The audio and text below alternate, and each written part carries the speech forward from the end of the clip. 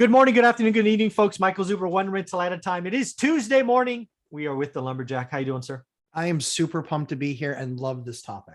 Yeah, this is one that I've been telling people is coming for a while. It is now here, and I am uber excited, both for myself and for my students and followers. And that is the great real estate slowdown is here. So I wanted to talk about that, see if you're seeing it and really what it means for people that are doing the work. Yeah, definitely seeing it. Inventory obviously still super tight. Affordability in our area for single family homes is still garbage. So I'm still focusing on 2s, 3s, and 4s. And in that 2s, 3s, and 4s, inventory of extremely overpriced assets is increasing. Yep. However, we are starting to see some cracks in the armor. There were 2 deals in the last week that went under contract for, one of them went under contract for 7% over ask. And then the other one went under contract for 15% over ask. Oh, wow. So I think that there's like we always talk about, and like I always talk about specifically, is inefficiency in the markets. Yes. So the wrong agent getting that deal, it's somebody that you knew, it's somebody that you're friends with, and stupid. They put something, it was a 4 unit, they put it on the market for 385. The last 24 buildings in the last 2 months that have sold have all traded at about 110 to 130 a unit. Oh, okay. 4 times 110 is 440. Yeah, It's not just 385. Yeah, not 385. Yeah. So I think that there's a lot of opportunity. I think the slowdown now means what was really interesting was there were only 3 people in that deal. That deal back in April would have had 13. Exactly. Or 15. So yeah, the real estate slowdown is both demand and supply side. People want to crash. It's not coming. It's just not coming. But a slowdown, you get reduction in demand, you get increased supply. And again, the slowdown is so predictable. You have some sellers who want April's prices, meaning stupid. My neighbor got 300. I want 330. Mine is special. Theirs sucks. They're going to list it 330 or 340. Yeah. And then nothing's going to happen. Yep. Because it's really 300. And one of 2 things are going to happen. Well, there's one thing that will certainly happen. After a week or 2, they're going to yell at their agent. It's just going to happen. You're an idiot. You suck. I should have never used you. Blah, blah, blah, blah, blah. And then about 30 days later, they're going to have a price cut, or they're going to yank it off the market. Because again, transactions in a great real estate slowdown, transactions could fall. We'll go from doing 6.5 million to maybe 5.8 or 5.7, but that doesn't mean prices fall. If I want to sell at 330, I don't get out what I want. You don't have to take a price cut. You can take it off the market, right? Which doesn't, no harm, no foul. Doesn't hurt. There's no transaction, so it doesn't hurt value. So we're going to see a lot of mom and pops who would like to move, won't move. They'll stay put, especially as rates rise. That's what people are really missing in this. Everybody wants real estate to crash because interest rates go up a point, and every time interest rates go up a point, it falls 10%. I don't buy it. Certainly not when you're coming off, record low rates that the Fed forced lower. Maybe if you go from 4 to 5, but not 3 to 4. No, I agree with you. I think the other thing too is that, I look at these 2 scenarios that, I was actively involved in, and one of them was a divorce.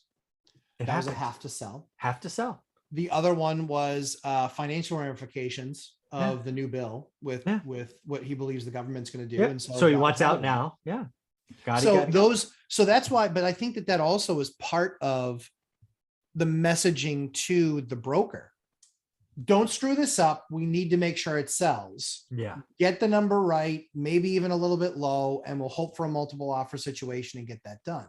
Yeah. And so there's still that stuff that's priced reasonably that's still flying off the shelves. It's still flying off the shelves. We have, in one of the towns that I work in, we've got probably 120 houses in MLS. And of those 120, I think only 40 of them aren't under agreement. And now what would that have been in April, you think? Just a guess. It probably would have been 10 not under agreement.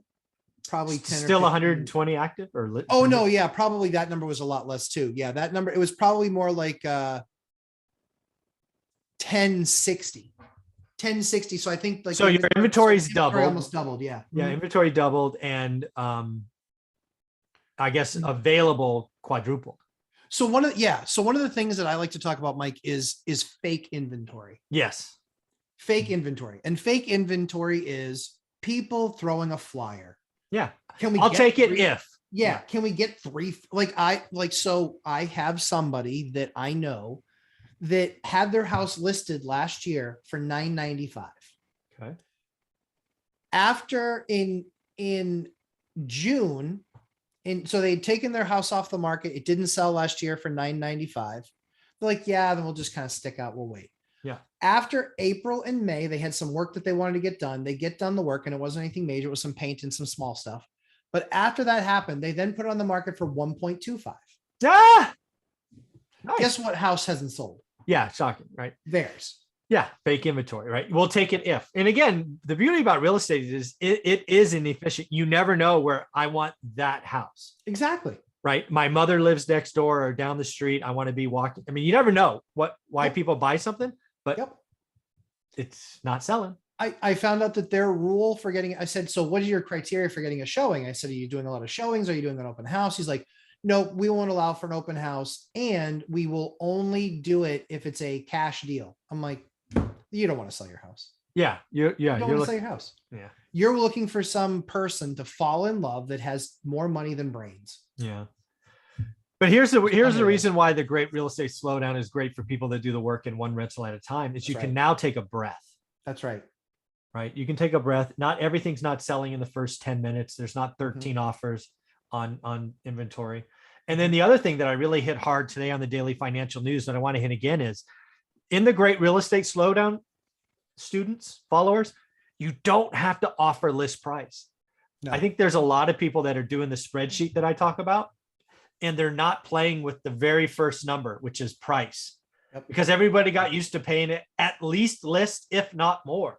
Yep. And what I would tell you in the great real estate slowdown, folks, you can get a 3, a 5, a 7, a 10% discount, because I don't want you doing every deal. Remember, anybody can do an average deal. If you're taking my course or following me, I only want good or great. And that means for the first time in probably 2 years, certainly 18 months, you can offer less than asking. Just play with the math. Yep. What do you think? Yeah, I think that largely speaking, yes. I certainly think from a single family perspective, yes. Because the margins there are in my area are really compressed. Yeah. And so you can't even offer ask in some of these crazy, these high number areas. Sure. However, in the duplexes, tries, and quads, now people are stepping up and willing to overpay because they're buying cash flow. Yeah. So for that point, it becomes even more heavy on the math equation. And the deal that I just overpaid, 6% for, that deal is 23% based on current rates, return on capital. Wow. And again, when you say 6% overpaid, you just paid 6% more than list price. Correct. Yeah. Yep. And I believe based on the numbers that I saw and the fact that in my market, you can find a 10 or 12% deal. I think they still could have gotten another 30 if they just priced it better and had fewer people through. Yeah, you only need one. Exactly. And I think that's the other difference too, of the right broker selling a multifamily as opposed to a broker that usually sells singles and usually sells to, people that are moving in. If you're listing your multifamily with an agent like that, you are costing yourself money, time, effort, and energy every single way. Every single way. Yeah. Every single way. Yeah. Again, the great real estate slowdown. Again, people listening to this, it's not going to work everywhere, but I just want you as a student of mine just to play with it. Yeah. Just play with it. Because again, right, I can do the spreadsheet in my head, right? If you offer 5% less and you're getting a loan, your down payment is less, right? And your payment will be slightly less. It just will, right? That's just how the math. And sometimes a $5,000 or $10,000 less, it can move your yield 0.5%. Yeah. Big. Yeah. It's again, you should play with that. Again, if you're one of my students and you're not ready to write an offer, just play with the math. take one of your listings this is what I want you to do if you're one of my students. Take one of the listings that you found that's an average deal. I want you to tell me in the comments below how much lower, either in a percentage or absolute dollar, you would have to offer and get accepted to make it a great deal. Do the math, right? If your market, like I had a couple people reply about Vegas, 4%, San Diego, 2%. Great. First off, congratulations. You know, average. You are light years ahead of anybody else. But what I want you to do now, if you're watching this, is in San Diego, how much lower on that deal do you have to offer to get 4%? In Vegas, 6%. Just do the math. Yes, you can scream and moan all day long. Nobody will accept nobody. That's not what I'm asking you. I just want you to do the math and figure out how you play with the numbers. It is so powerful because with the great real estate slowdown, you have time. And again, you don't need every deal. You need one deal. So play with it. Take on the challenge. Leave the comments below. How much lower would you have to offer? Yeah, fine. That, Mike, you couldn't be getting better advice than that. Fine tune it. Make the effort. You know the market. If you miss out on this one, you'll get the next one, right? Yeah, the slowdown means deals are coming. That's the market for the first time in 18 months is moving in your direction. It 100% is. It 100% is finally moving that direction. Now, we are still nowhere near a crash. Oh, no, not even close. No, we're not. No, don't. Yeah. Not even close. Not even close. Inventory doubles. We're not even back to normal. I mean, just. Yeah. Like even inventory with where we are right now, usually that inventory is it's in the twos. Yeah. It's in the twos, 200 to 250 is usually where it's at. We're still only at 120 and 70% of which is under agreement. Yeah. But it's better than April. Oh, way better than April. Yeah, way better. And that's the thing is, Mike, but I think what everyone can start to, what everyone will start to see, and certainly in the winter months, certainly in my area, in the winter months, there will be more inventory. There will finally be more inventory, but I think it's still going to be tight because a lot of people got fatigued, but I think that they still, at the end of the day, the smart buyer is buying. I always used to tell people the smart buyer buys with a foot of snow on the ground. Yeah, because less competition. My whole existence is I want to go fish where there's no other fishermen. Yep. Absolutely. I want to fish where the fish are, but there's no one else fishing. Yep, exactly. And I don't care if there's less fish, right? A lot less fish. Yeah. If there's 1,000 fish, but there's 10,000 fishermen, I don't want to be there. If there's 100 fish and nobody else, I'll throw my water, who knows? Yep. I'll drop a lure in the water. Yeah, exactly. So this is great. The real estate slowdown is good. I feel great about calling it. It's finally here. Yep. Again, folks, a lot of us have been doing the work, and I see it right in the Facebook group. You're doing the work and everybody's assuming list price. Take a breath. Just play with it. Offer 5% less, 10%. Everything's yield or rock, right? Return on capital. Just understand how much lower do you have to go to get another percent on yield. It's powerful. And if you just got into this, right, Mike, if they're new to your course in the last year, you have never seen anything like this. Yeah, exactly. It used to take look at your market, do yourself a favor, look at your market 3 years ago. Yeah. And look at average days on market. In 18, you're right. In 2018, look at average days on market. What was it, like 63 or probably for the country? Yeah, it's probably in the 60s, and today it's in the high 30s. That's crazy. Right.